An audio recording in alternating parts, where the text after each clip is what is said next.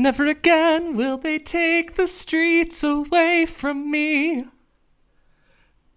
Never again will they take away my freedom.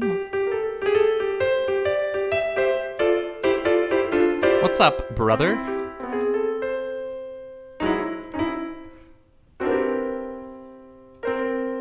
Cool. I think everything's looking good on my end. Let me get a glass of water.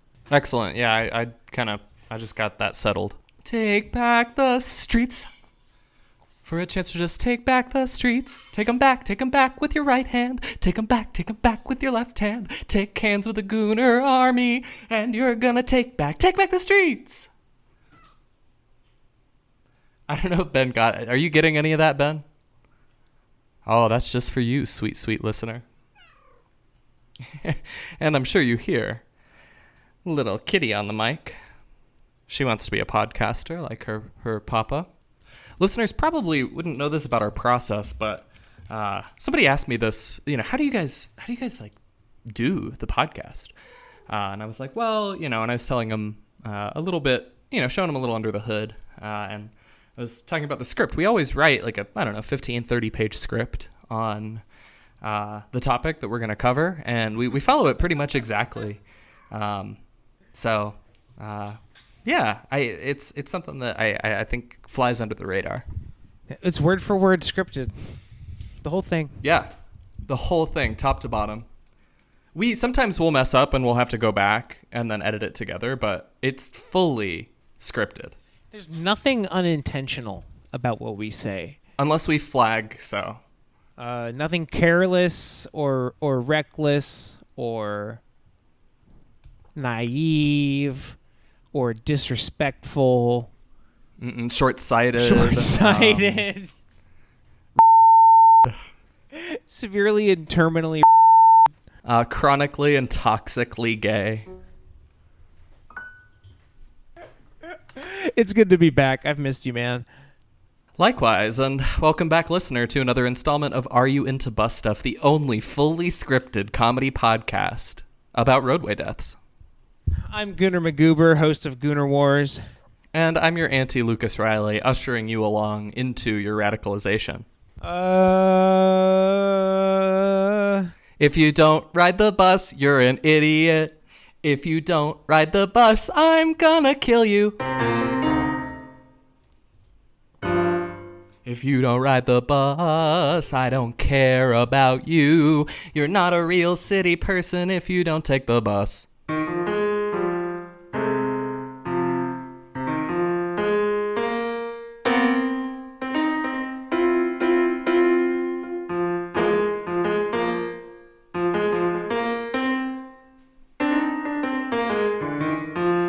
So Ben sent a really lovely email following up from something we touched on last week with the strike that's happening. Are there any updates on the status of the negotiations? I don't think they're going to come on the podcast.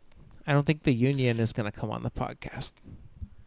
Fair enough. They've got, too much to... Well, if I just go back to the list of episodes, the last 5 are Scooter Shooter, Goon River, Declaring Jihad for My Gay Son, Gooner Resistance Emergency Broadcast, and Cyclist Detected Engage Kill Sequence. Yeah, but this is a good cold email. This is a good podcast, too. And it's a great podcast. And yeah, you're very forthright. We run a local comedy transit podcast. Are You Into Bus Stuff? Local, that's true. Austin, Texas, capital of the podcasting world. We are reaching out for comment on the recent authorization to strike. We want to give you the opportunity to tell our listeners in your own words what you're fighting for and what the community can do to help. And then we give them a couple ways to engage, but I urge you, if you are a member of this union or have a connection to this situation and you want to talk about it on the mic, if you have zero qualifications, we don't care. But if you want to come on the pod and talk about it, we will potentially hear you out. Is that fair to say, Ben? Yeah, fuck, anyone in the whole world could ask to come on this podcast, and we'll probably say yes. Hillary we have Rodham very Clinton. very low standards. As evident. I think we'd say no if Hillary Clinton wanted to come on the podcast. If Hillary Clinton wants to come on the podcast, we are going to give her the hardest fucking time. And she is welcome on the podcast. Okay, I'm with it. Benghazi.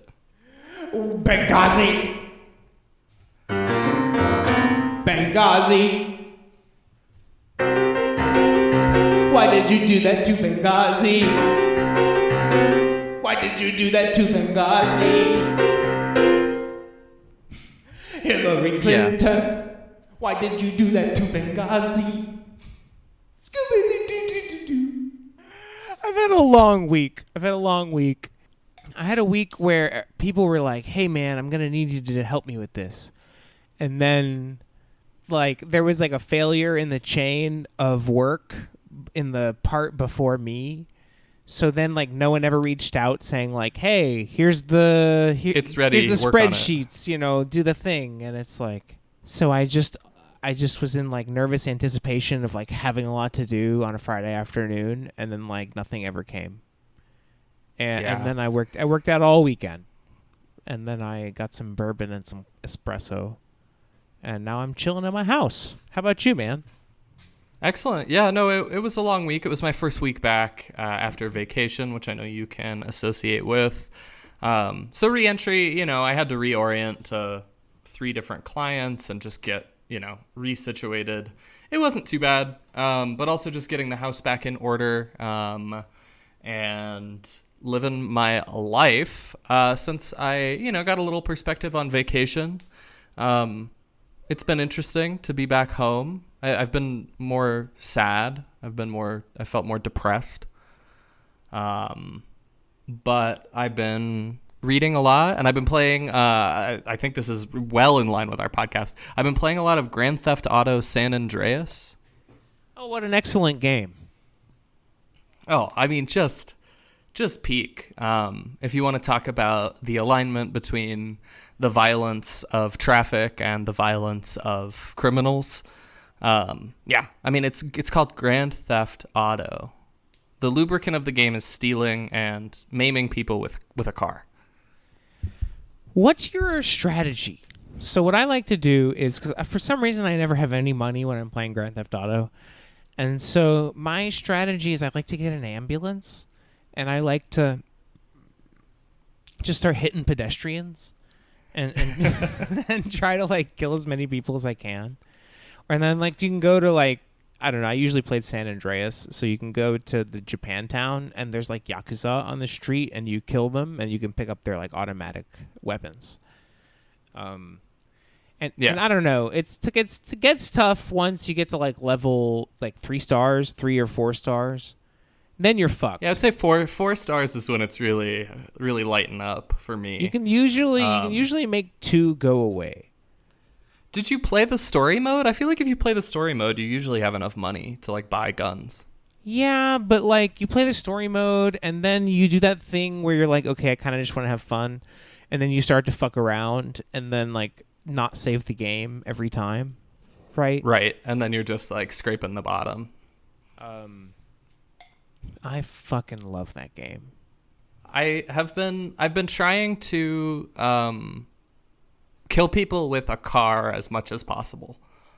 But you have to get a good, like, truck, or you can get the race car from the first stadium, which is the Forum in Inglewood, is the real place, but it's the Los Santos Forum, right?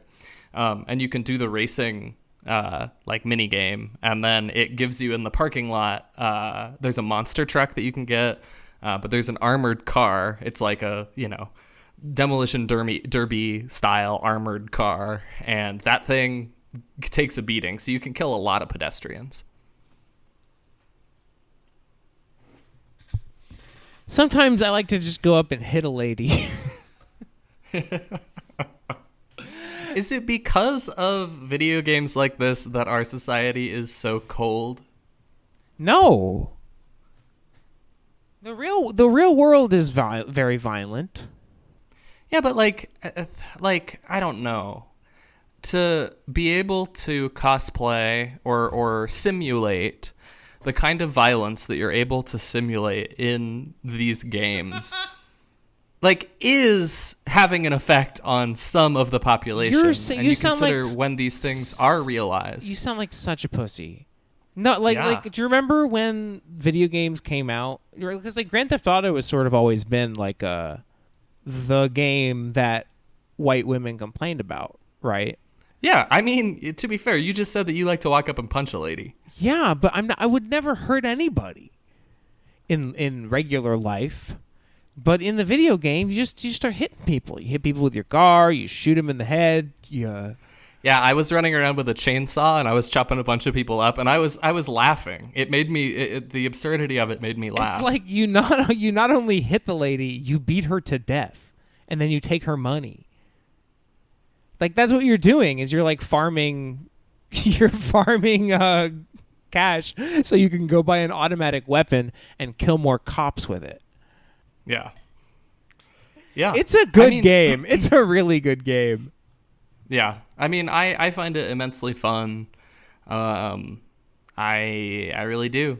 But it's curious to me. It's like I don't carry a firearm around with me. I don't carry an automatic weapon around with me, right, in real life. And so to simulate that, or like I don't carry and so like for me that's absurd and fun. But like people do drive their cars all the time. And to simulate driving, which in the game is like about getting around as fast as possible, right? Like you can cut corners through like the sidewalk or through the grassy areas, right? Like in order to not have to slow down. And you usually clip some pedestrians along the way if you're like cutting through San Fierro, right? And I wonder just what the connection is to how it makes people behave behind the wheel of actual vehicles. I wonder if there's any impact or correlation, because it is something that they do all the time. Does it enable them to drive faster? Right? Like some people, there must be some asshole out there that's like, I'm good at driving in GTA 5, so I'm good at driving in real life. Like that, there's a guy like that. I don't know. I just think I think the game is fun. I don't think you should hit a lady, and I don't think you should drive. But that's just me. Call me progressive. Call me a cuck liberal. But don't shoot your neighbor. Don't run him over with your Kia Soul. Are you a cuck? Oh yeah.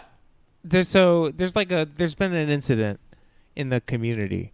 In the cuck community?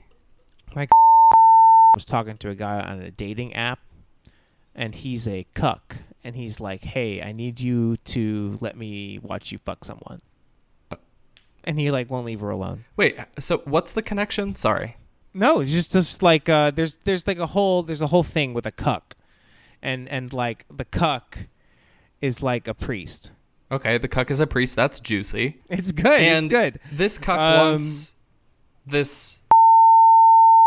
Yeah, we can bleep the relationships, but like there's a cuck, he's a priest, and he's hitting her up, and he's like, hey, like I want you to keep fucking the people you're already fucking, but I want you to let me watch.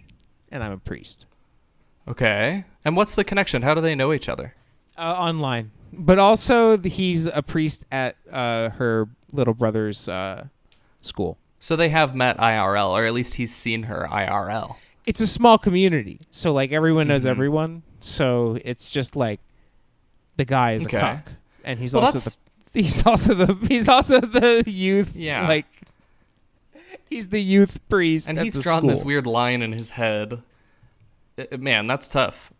So I don't know. I don't know if he fucks. I don't know if the cuck fucks. But it's not what he's after. In this case, he's not after that. So she has said no, and he continues to be weird about it. Because I mean, at face value, weird. Yeah, but no, I mean, it definitely seems like he's committed some boundary transgressions. But I don't know enough to say what's going on there. But yeah, I definitely get that vibe. Damn. Well, I'm sorry that he's causing. But it's just funny. The whole cuck thing is like the talk of the town in my neck of the woods. It's what? It's the talk of the town in my neck of the woods. Oh, okay. Yeah, I heard it's Taco Town, and there is a play premiering this fall in Denver that's called Taco Town.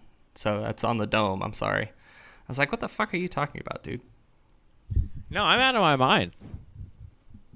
So, what are the next steps? Are they gonna like? No, she had to block the cuck. Yeah. He was being too weird. Yeah. Let me please cuck me, he said. The cuck said, I need to be cucked. Have at it. I only have one piece of transportation news. Yeah. I set up a Google alert for car crash. Nice. And I set the settings to say, like, give me every news article in America for car crashes. So in 2 days, I've gotten 70 emails, each with like 10 articles. Wow. Kyle Shanahan was in a car crash. Gnarly. You see that one? I did. That hits us in Denver. The Shanahans have had quite the presence here. One dead, one airlifted after head-on crash between Ram 5500 and Semi. Nice. Where did it happen? Was it on I-70? Was it in Colorado? Shanahan? Yeah, no, that was a 70. Highway 70. Yep. Tillman, Oklahoma. Ah, dang. So big old flat open land, Oklahoma. Suspect surrenders to police months after fatal car crash. That's a good one. I did it. There's a lot of articles about Kyle Shanahan. Oh, and something interesting is that it turns up, the Google alert turns up like a lot of injury lawyer blogs. So there's this economy of injury lawyers, right? And they have fairly sophisticated lead gen technology. And pretty clearly a part of that is like every single day, every single one of these injury lawyers is publishing content. Yeah, they're scraping the internet like you are, and then they're publishing quick content. I mean, we could do this. We should. Apparently we should, because these are the people who are making money. And we are not. We are also not injury attorneys. Yeah, but I don't know. There's something to the whole funnel thing, beyond chugging a beer, right? Yeah. I mean, best part of funnel is, put oil in your car, chug a beer. Crash with injuries closes all lanes of Edgewood Avenue in Jacksonville. This is so funny. 1 killed and 15 injured after car crashes into Berlin Pride. Damn, Berlin. And then, 4 more articles about Kyle Shanahan. It's interesting how, I don't know, let's just say in this 24-hour period, there were 500 articles about car crashes in America. 100 of them were about Kyle Shanahan. And I mean, how many deaths were there in that same amount of time, approximately? In one day, about 100, right? A car accident in Columbus has left a grandmother in critical condition and a child in the hospital. 5 injured in 2-vehicle crash that sent 1 vehicle 50 feet off-road. ABC6onyourside.com. 2 people, including a child, have been hospitalized after a vehicle struck a parked car. Emergency crews responded to the scene at 3170 Cleveland Avenue following reports of a 2-vehicle crash. According to the Columbus Division of Fire, a driver traveled through the intersection at a high speed and collided head-on with a parked vehicle containing a grandmother and a young child. The impact left one of the vehicles overturned. The grandmother was transported to a local hospital in critical condition. The child was also taken to a hospital as well and is currently in stable condition, according to the Columbus Division of Police. The driver of the vehicle that crashed into the parked car is reportedly uninjured. Columbus police have taped off the intersection as investigators work to determine what caused the driver to lose control. Yep, better put your thinking caps on. And then there's a picture and it's just a car that's upside down. I don't know. I think what caused them to lose control is they might be a fucking bird. Yeah. maybe this sort of power shouldn't be handed to every citizen in a densely populated area.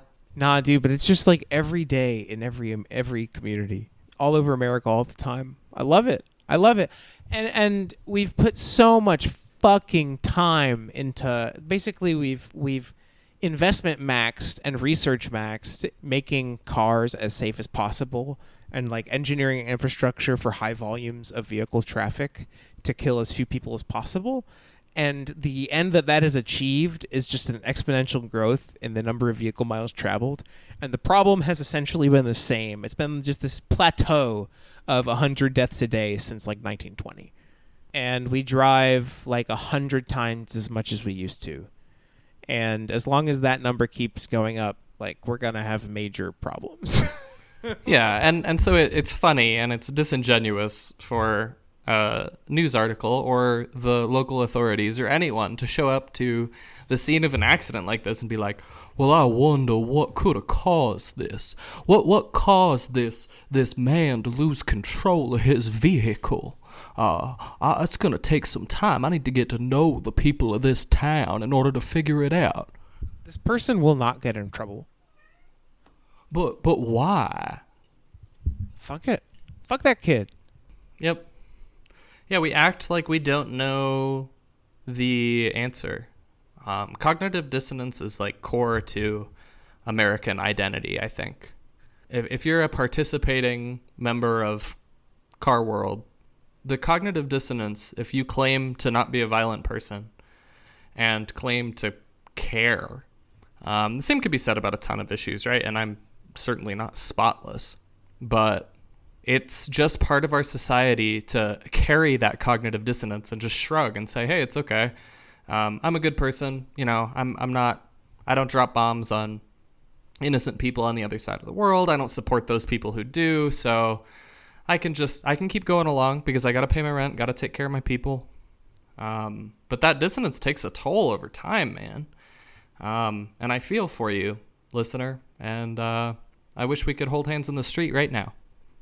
Oh, the North Carolina, 2 cars were flying through traffic and ripped past us. Another minute or so down the road, one had flipped and the other was wrecked. It looked like there was a motorcyclist that got seriously injured. That's funny. Fuck North Carolina. Fuck that whole state. And you know what? South Carolina? You're not much better. Got my eye on you. You got a very suspicious last name. I'm going to peep Roadway Report comments. I haven't been working on Death Map. I've been tired. I talked to Adrian about the stickers, and we're good to go there. I need to get a final high-res copy, get those stickers out, but Adrian's down to distribute them amongst DSP folk, so we'll get that started, and then I'll start the email campaign. Cool. Man, Gooner Army's getting bigger. It's true. You've got a lot more brothers and sisters out there now, listener. Your family just got a little bit bigger. It is definitely difficult to unironically request someone join the Gooner Army. I guess it is sort of ironic regardless. This is so sad. 16-year-old girl killed, 5 other teenagers injured in car crash in South Philadelphia. A 16-year-old girl was pronounced dead at the scene, and then a bunch of other teenagers were taken to the hospital. Wow. 700. Okay, let's see. 700 South Christopher Columbus Boulevard. That sounds like a big street when it's got like a racist name. Usually a big street. 701 South CCBVD. On Roadway Report /comments, there is a new comment. It says, I was in the Walmart parking lot walking to my car when I heard the collision from this accident. I was one of the first couple people to approach the mangled mess that a negligent dump truck driver created. He was admittedly on his cell phone and didn't even have the chance to hit his brakes. Several cars were waiting at the red light at the entrance to Walmart on Brockport-Spencerport Road. I went to the vehicle that took the first hit. The front end of the dump truck was directly behind the driver's seat. Guy must have been going 45 miles per hour, which I believe was the speed limit. I tried opening the door to get this man out, but it was jammed up pretty good. But it didn't matter, unfortunately. He was already deceased. I thought he was just knocked out, but the impact must have broke his neck and back. Found out a couple days later that he lived 2 miles down the street from me. He was about 7 minutes from home after being away on business for a month.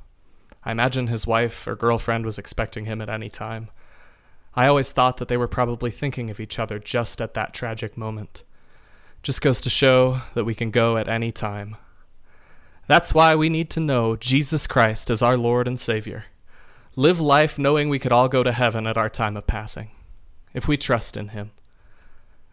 R.I.P. to the 2 people who lost their lives needlessly that day. Dove emoji, dove emoji. Thank you, Gunnar Army Soldier, for adding your sweet, sweet tale, sweet, sad, painful tale to this living memorial of a violence in this country that affects us all. Our struggle is the same struggle as the rest that you're seeing out there. People banding together against the forces of evil that oppress us.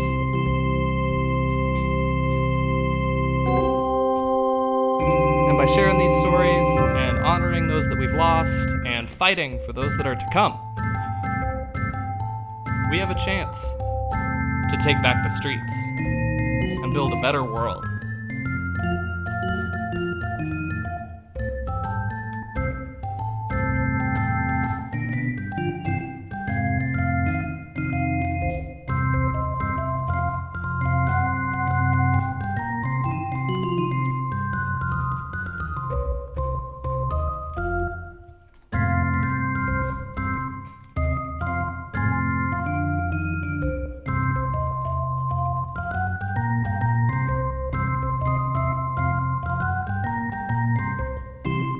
Rest in peace to the hundreds of thousands, the millions of people that lose their lives needlessly on our transportation system. And God bless America.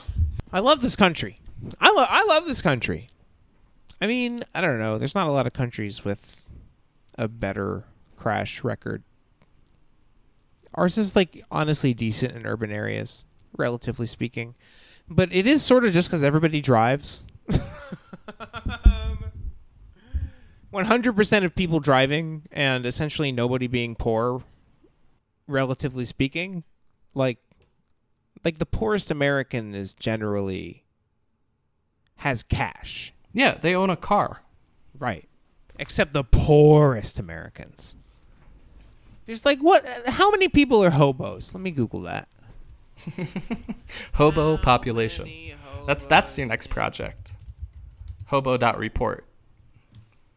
1 million people. 1 billion hobos. There's gotta be more hobos than that. There's hobos everywhere here. Well, I mean, there's a lot of people that live on the fringe of society outside of the warm embrace of our predatory housing scheme as a country. Like, it's interesting in the U.S. because we have, in a lot of places, less access to community housing, or the access to like public provided housing is so poor that people would rather live out of their car. This is true in other countries too, but like there's been such a disinvestment, not only in infrastructure that serves people, but in housing that serves the lowest on society's list. So it's intentional, and there's people who bounce in and out of shelters. There's people who live out of their cars. I obviously romanticize the hobo that rides around on the train, on the old freight train, and runs around as fingerless gloves. That's like when you say hobo, that's what I think of. No, I think of like cracked out zombie. Like I think of like a guy who's like not at a bus stop, but near a bus stop, and like yelling at God because he's upset.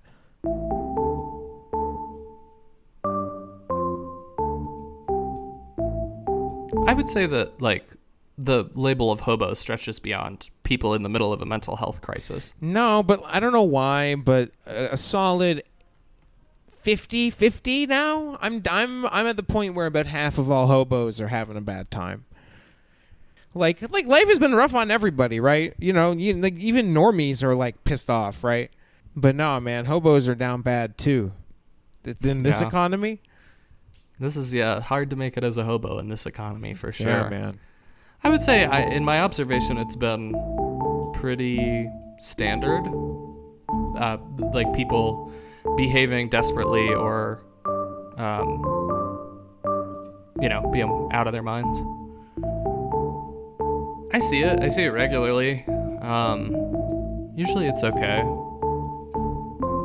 It's also summertime, so it definitely goes up in the summertime. Especially when you ride the bus, because sometimes the bus is a little cooler than it is outside. Usually it is. Nah, God dude, willing. in Austin, it's like you're like, oh, well, I can either pay $150 to get on the bus or I can die. So it's just Hobo City on there. Yeah. It's so fucking hot in the summer. And what they do is they're like, well, you can't. The limit is that. Think of it this way, right? It's the government. They can't do anything that's like explicitly racist or discriminatory. So the hobo needs to get on the bus simply to not die, right? And so they pay the dollar and then they take the bus all the way to the end of the line. But the bus company at least can then say like, okay, the trip is over. You're not allowed to ride back. You've got to get off the bus. And so they'll just stay at the terminus until the next bus leaves. They'll just wait for the next bus and then pay again and get on it. In perpetuity. Like, you can basically just live on the bus. Because you have to. Do the buses run 24/7? No. But at at least night, until nighttime, night when it you cools won't get down a heat little. stroke. Yeah. At least at night you won't get heat stroke. You can go lay on the grass, yeah. You'll see a lot of bums sleeping on the bus because it's like you got a solid 90 minutes of uninterrupted sleep. You're not gonna get stabbed on the. If you're a hobo, no one's bothering you on the bus. You know, no one's gonna come up and fucking talk to you. Yeah. I'm often making the calculation, am I the most muggable person on the bus? And I'm usually not, because I'm a boy and I walk around with some swagger. But yeah, I try not to be the most muggable person on the bus. I am, obviously queer a lot of the time, so that I'm always worried. I'm gonna get gay bashed. Don't gay bash me on the bus, please. Yeah, I don't know. Whenever I'm like queer presenting, I'm usually on my bike, and so it's just like. It's no more dangerous than being hit by a car, surely. Right. Yeah. So, if somebody tried to kill me with an F-150, they'd probably have a higher chance of doing it than if they tried to kill me with a knife. Yeah, I don't know. There've been a couple hate crimes in downtown Austin, but everyone there is gay. It's like it's kind of ridiculous to try to beat up a twink. I think it's probably, yeah. I mean, I just try not to be the most muggable person. That's my only goal. I don't look forward to the day where I'm a mark. Right, when you're like old, you're hobbling around. Because right now I'm young, because that's the thing about being a young man. It's like you don't really know who can fight, you know?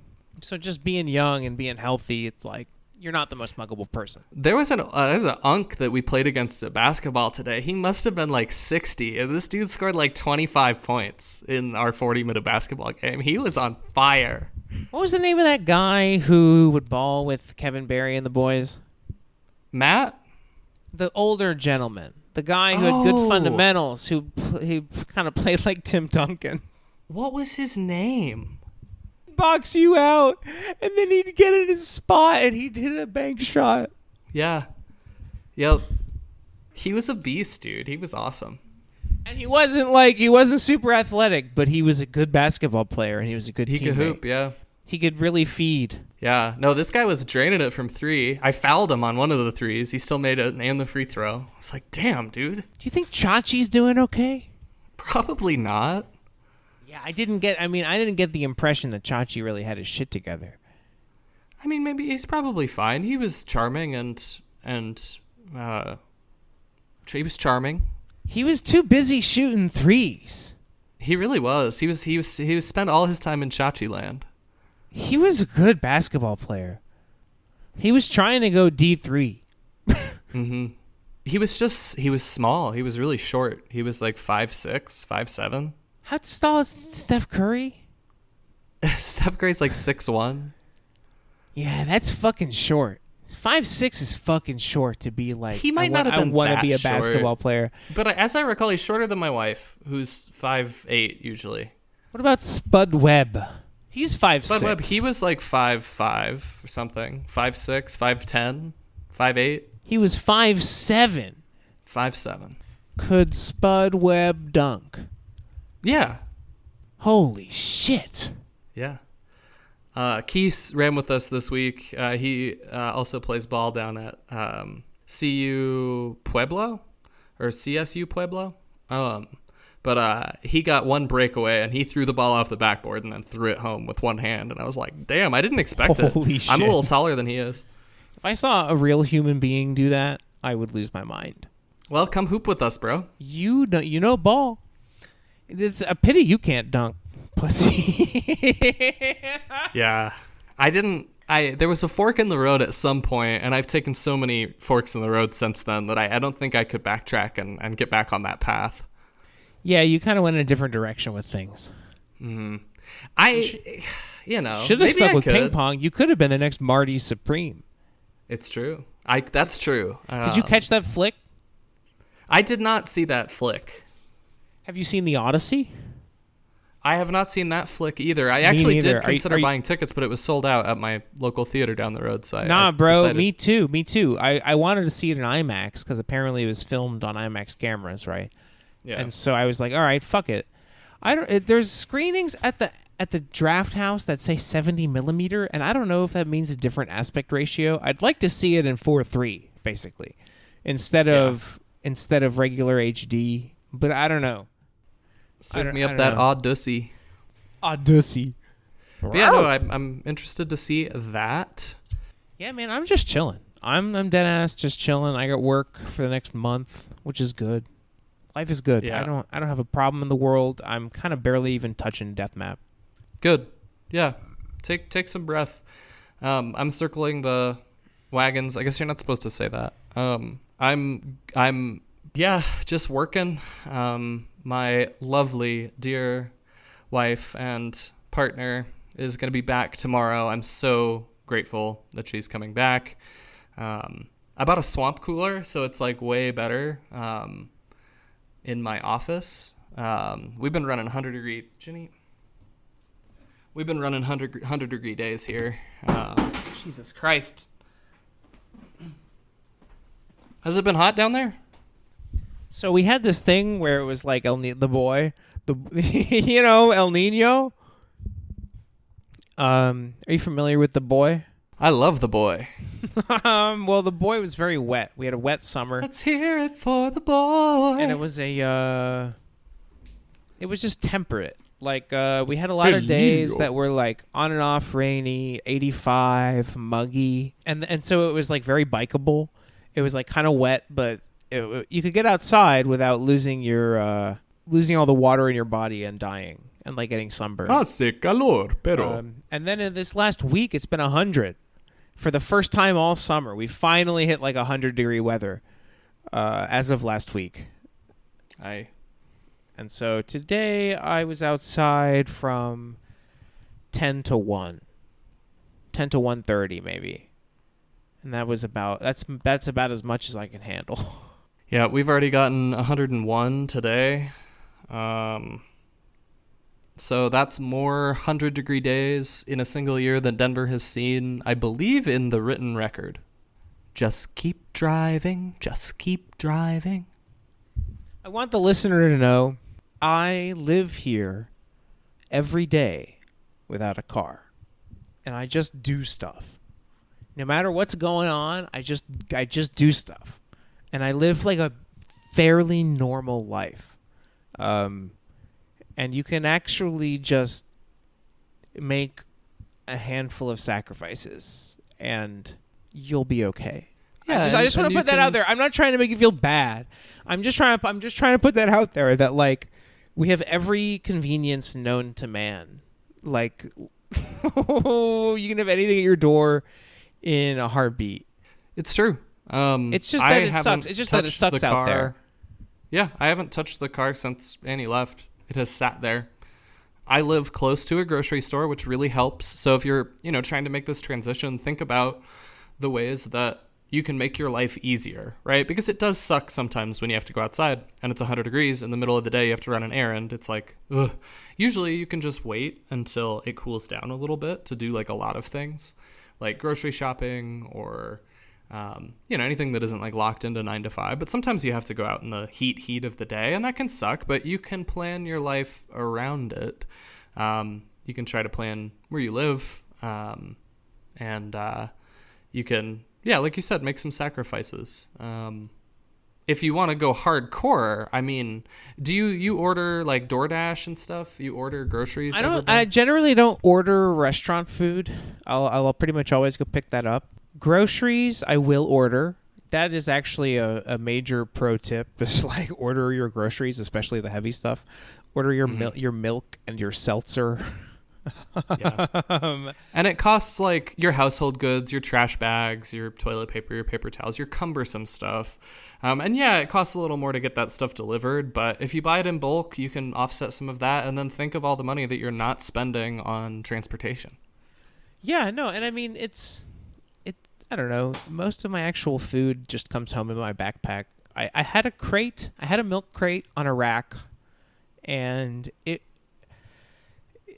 you can put a lot of shit in there, and so the amount of groceries you can fit in a backpack versus in a backpack plus a milk crate is a doubling at least of groceries. Yeah, and it's a grip.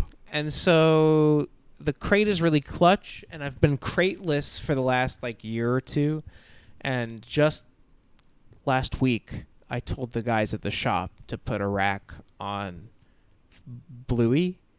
Said crate me up, baby. So I took the Bianchi, my slow road bike is going to have a crate on it now. And so that'll be my grocery bike. And then the pink bike, the Panasonic, will be my Speedy Boy bike. Because after further review, it is extremely speedy. And I'm just setting records no matter what I'm doing. No matter where I'm going, I'm just like setting PRs. You're kicking your own butt, yeah. Is your red one still in commission? Red is, I took it to one guy, a welder, and he's like, no, if I weld this part, it'll break. And so... Damn, after that crash, it broke? No, I crashed Bluey. I crashed the Blue Bianchi, and I got actually replaced... Is that Becca's old bike? No, it's the bike I got after the red bike broke, and I was trying to replace the red bike, but the blue bike, turns out it wasn't as nice as the red bike. It was actually really slow. I flipped over on that bike, and I broke my wrist, and I bent the handlebars, and I only got around to replacing the handlebars last month. And now that bike is riding really well, and I'm putting a rear rack on it. And then Pinky is new, and it's sexy, and it's extremely light, and everywhere I go, I'm faster than ever before. You'd really like. Do you have any fixed gears? No, I have two cheap. I have a beach cruiser, and I have a cheap road bike from China. I have a random aluminum hybrid that my buddy gave me, and I have the 74 Schwinn Speedster 3-speed internal hub.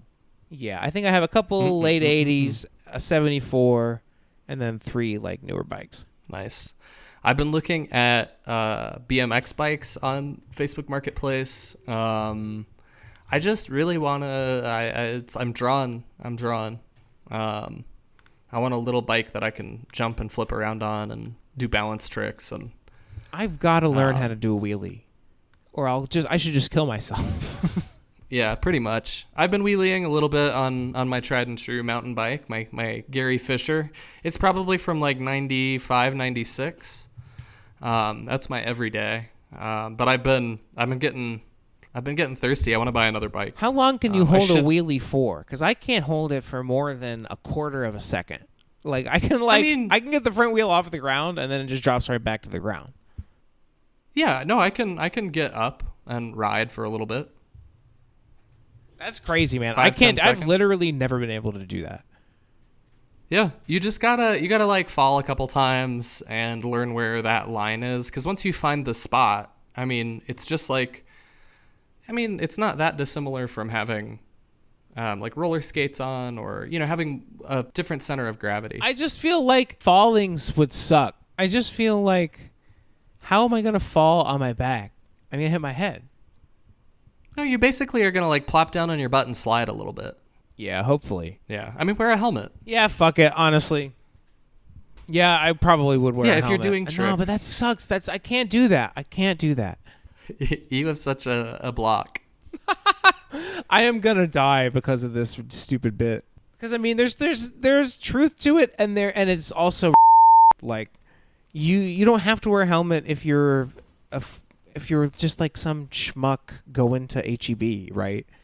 Like, of course you don't have to wear a helmet. You'll be fine. But if you ride like I do, where you're doing a variety of like mountain biking, road racing.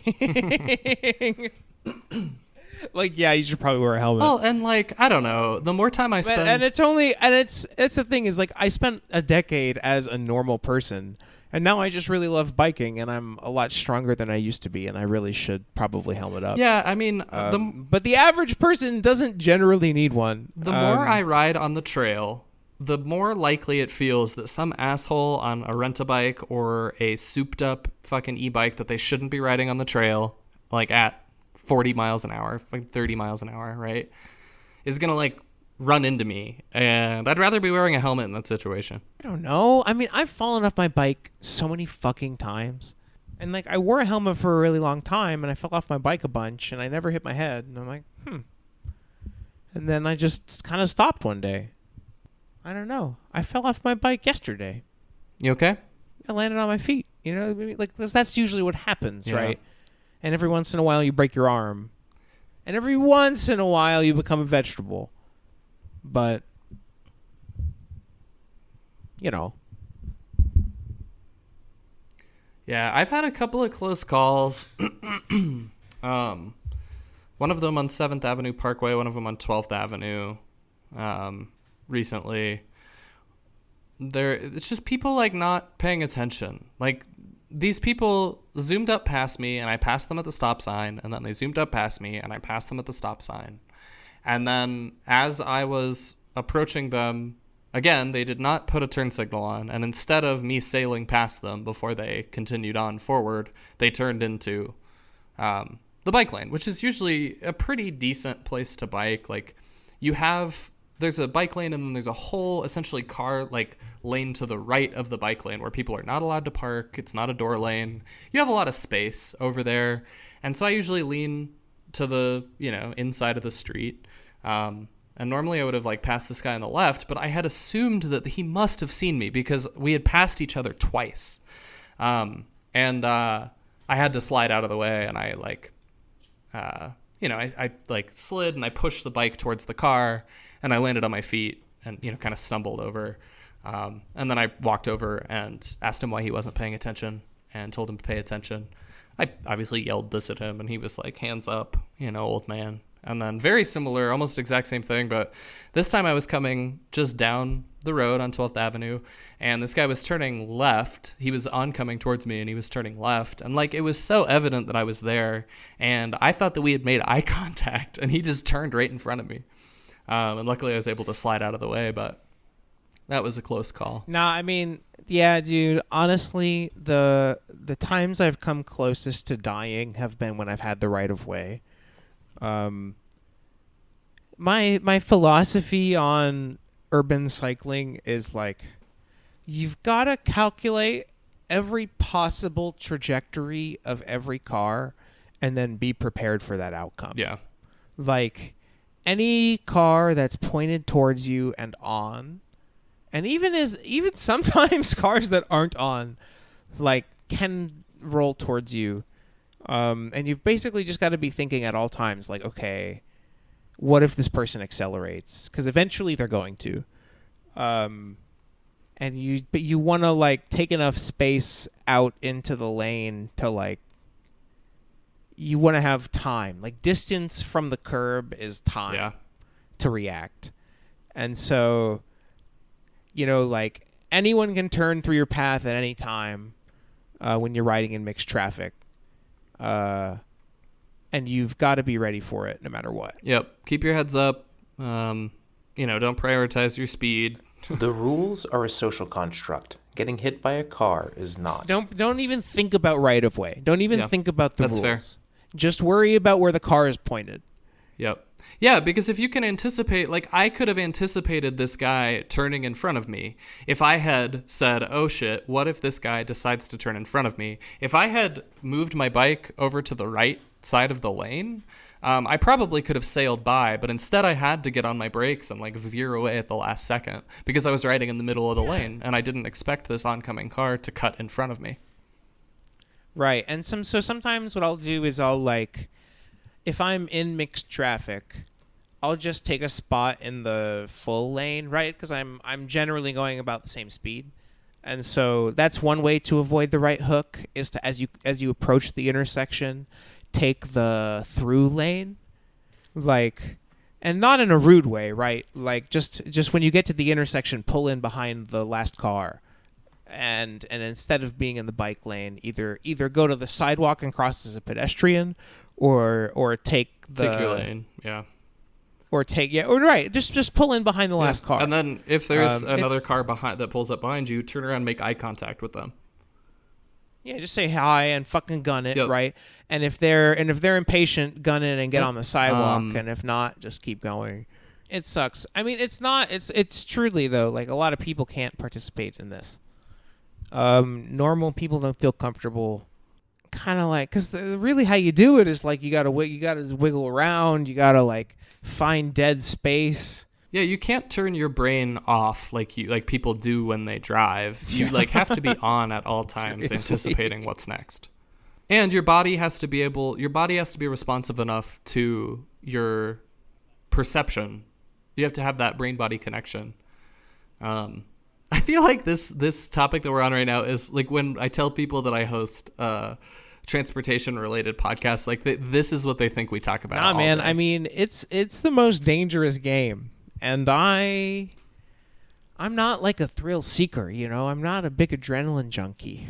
No, I just want to go to the park and read my book and look at the beautiful people. But the more I do it, the more I feel like empowered, which sucks because I know I shouldn't do it, right? Like I know I shouldn't ride in mixed traffic. I know I shouldn't like take the most direct route to where I'm going, but I'm like jacked now, and it's like, oh man, I want to have fun, but it's and you don't want to waste your time either, right? Like a lot of times it's practical. Sometimes you need to get to work or to a meeting or to booty call. But I'm going too fast. I'm going too fast. I'm on borrowed time if I like keep up this pace. Slow down, brother. But dude, I'm just having so much fun. It sucks. I had this slow ass bike and I was going everywhere like 11 miles an hour, and now I'm like flying. I definitely go slower than 11 around town. Dude, I did 50 miles at like 19 miles an hour, which is just Nice. like suicidal without a helmet. I like cannot do that again. I just wanted to like keep up with the boys, and I fucking sent it, right? And it's like, nah, that was sketchy. That was so sketchy. I'm not about that. I just want to like smoke weed, ride bikes in the park, like go swimming in the river, and vibe out. Because that's why I fell in love with the sport. Right. No, exactly. It's like the best way to get around the city. 100%. I don't want to get hit by a car. I don't need to go fast. I just want to have fun. I just want to be active. Just want to stand up on the pedal sometimes and stick it out there. But just by virtue of having 8 years of transportation and then like additional recreation, I'm a chubby guy. I'm in the best shape of my life by a mile. Yeah, but I mean, pushing that extra weight around would make your legs freaking strong, dude. I don't know. I have pretty skinny legs too. So are you jacked or are you fat with skinny legs? I don't know, man. I have good cardio. Yeah, you're jacked. It's all the weed. It's all the weed you smoke. I don't know. I mean, apparently that's given me asthma. So, Well, that and like living in the city. Did you really get an asthma diagnosis? Yeah, man. Yeah, I've been seeing Dude. the pulmonologist. Damn, what symptoms have you been having? You've been short of breath? No, not really. They made me blow into the thing, and it said like you got no lung capacity, and I'm like, what? And They so said, I thought, sir, you are drunk. I thought I had like fucked up shit from my time smoking, right? And so this whole time I haven't been able to see a doctor. They basically referred me to a specialist like 4 years ago, and I haven't had the money or the insurance to go see a pulmonologist. So the whole time I just assumed I was dying. And I finally was able to see a doctor. And they're like, you have asthma, sir. So now I know. So you get the Albute? You get that sweet so Albute? I've got an inhaler. I never use it. But it turns out that if I do, I have 20% more lung. Wow. So if you ever really need to hit it. I've been climbing all these hills with a 20% diminished lung capacity. Wow. Yeah, isn't that wild? That's like, if I were to just use an inhaler before riding my bike, that would make more of a difference than like getting a $10,000 bike and wearing spandex. Yeah. Yeah. And I'll keep doing the podcast with you. Dude, one day, what if I became a speed demon?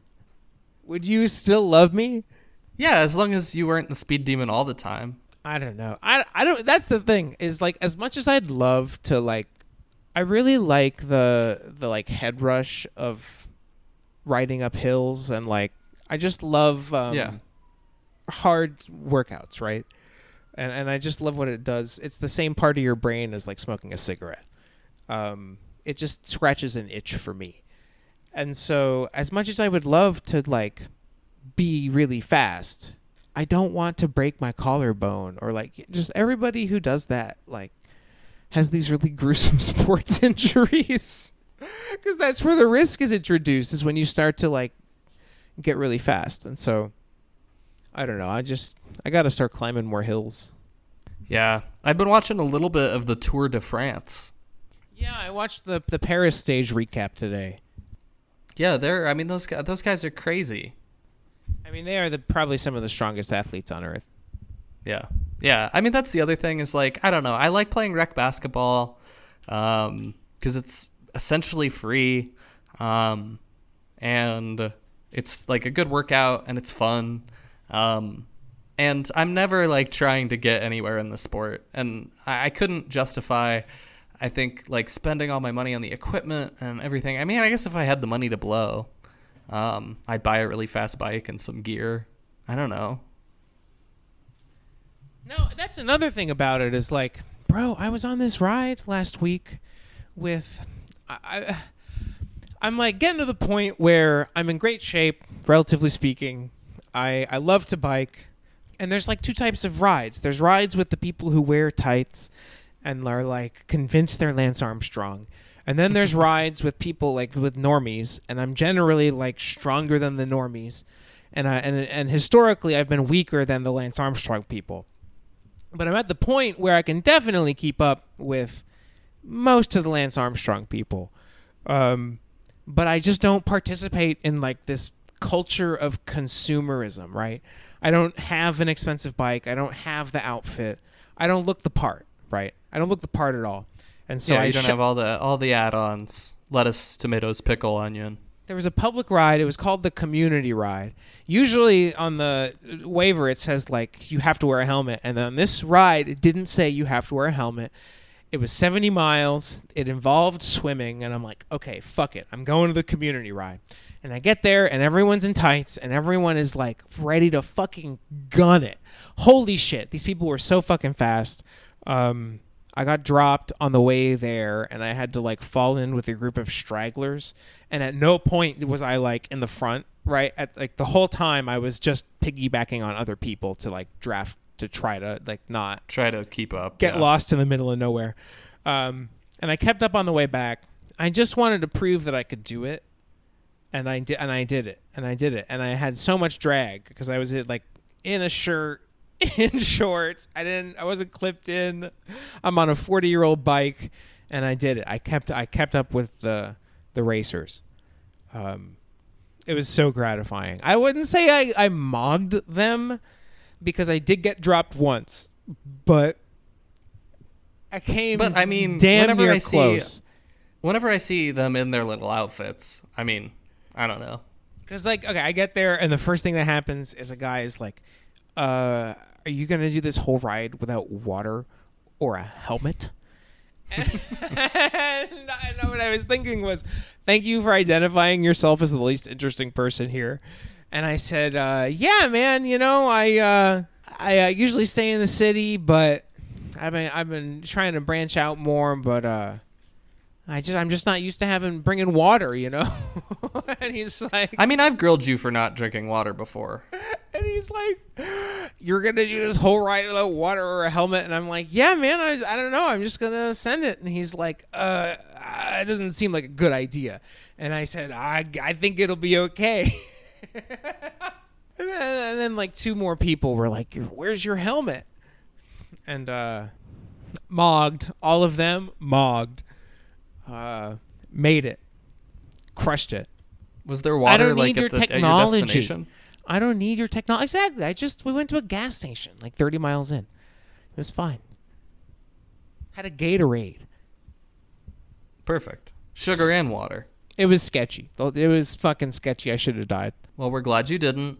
Yeah. And yeah, if you're gonna rip with the fucking weirdos, then wear the helmet. But it's just like, if you want to get a workout, because that's the thing, is they're strong. The majority of them were pretty strong, but like not that strong. And you're not, I mean, I guess if you're competing, but like, come on, man. Who are you kidding? Who are you kidding? Like, I could be, if you want a better workout, wear clothes with drag. I could be 1 mile an hour faster, right, if I lost 5 pounds. But I'm not going to lose 5 pounds. You know, I don't want to look like you. I just want to enjoy myself. I just want to eat as much as I can all the time. It's my biggest addiction is Ben and Jerry's and fried chicken. The foodaroonie. It's the one that I truly can't. What is better? What is more comforting than like a big feelings meal at the end of a hard day? Yeah, I mean, I love slamming some food, especially at the end of a hard day, especially if I've used my body. I mean, even like an emotionally difficult day, it's like I'm always like, it's okay, and then I go get some ice cream. Yeah, burrito time. So wear a helmet, don't wear a helmet, wear your tights, don't wear your tights, clip your shoes in, don't clip your shoes in. I love you, listener, and I take my hat off to you for going out there and making that street yours. Look both ways, Take care of yourself out there. And yeah, thanks for tuning in to another installment of Are You Into Bus Stuff, the only comedy podcast about dying in traffic. I'm your Auntie Lucas Riley. I've got Big Daddy Ben Carnero on the keys. You can reach us at roadway.report or Lucas at roadway.report or Ben at roadway.report. Would love to hear from you, especially if you want to talk about the upcoming strike for Cap Metro. Take it back. Take it back. Yeah, man. The Gooners will be free. You should know. The Gooners will be free. The petty government will fall. The pedo government will fall. And the Gooners will be free. It has been prophesied. Just like the prophecy foretold. Well, I love you, buddy. I'm sorry I didn't have a lot of content. I feel like next episode we should really maybe try. Yeah, let's really try next time. But I mean, hey, we're just following a script here, man. I don't know what to tell you. I don't know. Yeah, I forgot. We do try. We do try. This is performance art.